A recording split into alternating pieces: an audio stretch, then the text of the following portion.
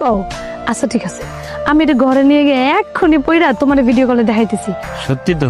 সত্যি? আরে তুমি থাকো। আচ্ছা এখন যাও, কেউ দেখে ফেলাইবো। মা মা ভাই কি হয়েছে? হ্যাঁ, তোর সিলাতে আমার ধান্দা নষ্ট হয়েছে। ডাক্তার কেন? মা আমি খুব বিপদে পড়ে তোমার কাছে আইছি মা। সকালবেলা আসতে পারলি না? মাইয়া মানুষ রাতের বেলায় নাকি? হ্যাঁ না না মা, তুমি বুঝতেছো না, আমি আসলে খুব জরুরি একটা কাজে আইছি তোমার কাছে। মা তুমি বুঝতেছো না, আমার জীবন মরণের সমস্যা।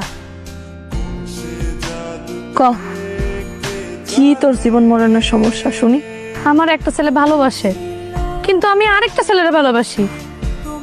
যেই ছেলেটা আমারে ভালোবাসে হয় তোমার কাছ থেকে একটা আংটি নিয়ে গেছে, ওই আংটিটা আমার লাগবো মা। দরকার যখন ওই ছেলের কাছ থেকেই তো লই লইতে পারস। যা। আমি তোমারে বুঝাইতে পারতেছি না মা, যেই পোলাটারে আমি ভালোবাসি ওই পোলাটারে ওই আংটিটা আমি পরাইতে চাই মা, এই জন্য ওই আংটিটা আমার লাগবো মা।